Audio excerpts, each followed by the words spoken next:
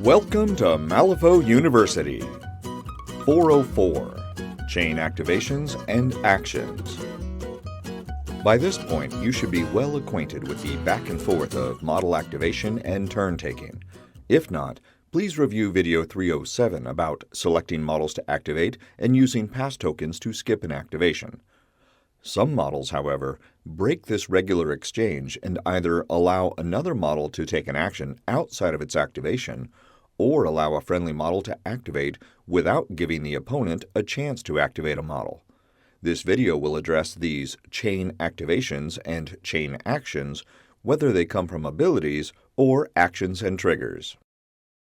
The most common abilities that allow a chain activation are Accomplice and Companion.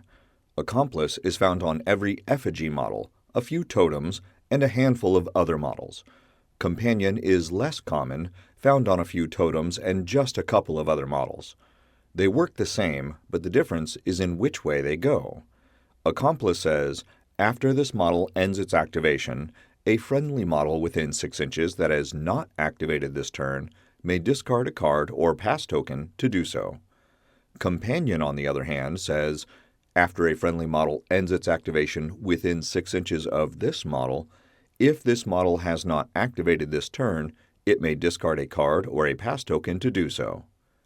Both require a friendly model to be within 6 inches, and it doesn't matter if the two models share a keyword. They just need to be considered friendly to one another, which usually means in the same crew. Accomplice lets the other model activate, and Companion lets this model activate, but neither lets that model take an extra activation if it has already activated once this turn. Take note that it is not the player, but the model that is going to take the chain activation that must discard a card or a pass token.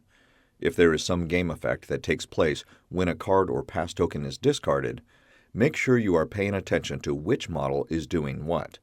Naturally, if you have no cards in your hand, your only option is to discard a pass token, and if you have no pass tokens, you must discard a card. If you have no control hand and no pass tokens, you cannot use Accomplice or Companion. When the second model activates this way, it is only after the first model's activation is complete. This means all actions are taken and any end of activation effects are resolved. If a Union Miner with the Companion ability were hired out of keyword into a Performer crew with Cassandra Felton, and she ended her activation within 6 inches of the miner, she would need to resolve her Changing Plans ability, opting to move a friendly ski marker or not, before the Union Miner used its Companion ability and discarded a card or a pass token to immediately take its activation. Lastly, a player may not activate more than 2 models back-to-back like this, regardless of the abilities or actions involved. If you have an M&SU crew with Tony's Totem, Mouse, and the Arcane Effigy, both with Accomplice, and 3 Union Miners, each with Companion, you cannot have a 5-model activation chain. You may activate one, and then use Accomplice or Companion to activate another, but then it's your opponent's turn. You're done.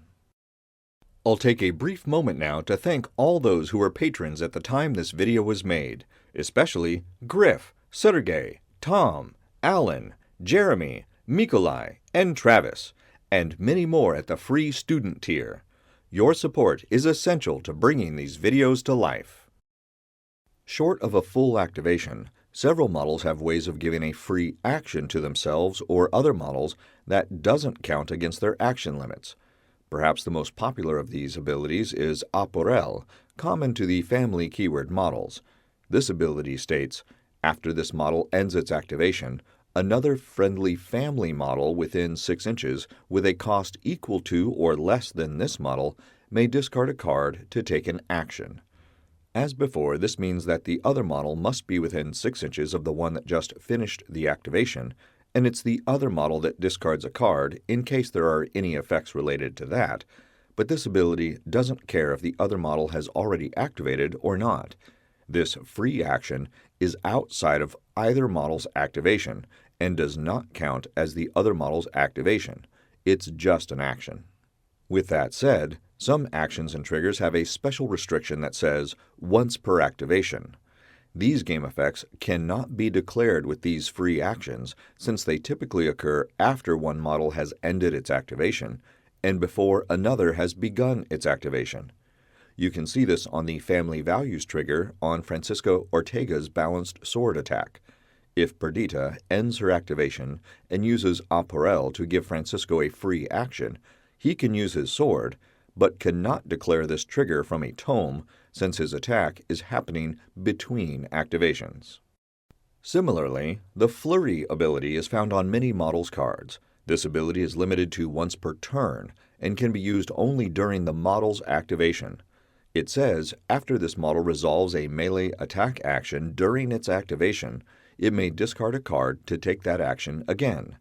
If Francisco used his Balanced Sword due to Perdita's Apparel ability, he could not use his Flurry ability to swing his sword again because this free action is outside of his activation. So during Francisco's activation, he can use his Balanced Sword as one action, discard a card with Flurry to use it again on the same target or a different one, and then still has one more action and a bonus action available to him. If he were to use his Balanced Sword once, and then use his custom Peacebringer, a projectile attack, Francisco's Flurry ability would not be of use to him since it must be used after he resolves a melee attack, not just after any attack. Lastly, there are some triggers that allow a model to take a free action. Sudden Strike is one, and it says, this model may take a melee attack action. On Tony Ironsides, that's her Brass Knuckles action. If a model with this trigger were to have more than one melee attack action, it would be allowed to take any of them since the trigger doesn't specify. Swift Action is another that says, take this action again, and the free action can target any legal target, but it must be the same action that had this trigger. Quick Reflexes and Onslaught are more specific, stating, take this action again, targeting the same model. If the target were killed by the first action, then the trigger would do nothing because the target is no longer available. Remember that actions that are generated by triggers such as these are not allowed to declare triggers of their own. Like chain activations, you get to do it a second time, but that's it. That's the overview of chain activations and actions. Pick up a printable set of all the markers and tokens you need to play Malifaux in the Wargame Vault. If you haven't already, join our Patreon for early, ad-free access to all new content. And be sure to visit the Malifaux University gift shop for the latest in Malifaux-themed shirts, hoodies, drinkware, and more. Links are in the notes below. And remember, play friendly games, keep it simple, and have fun.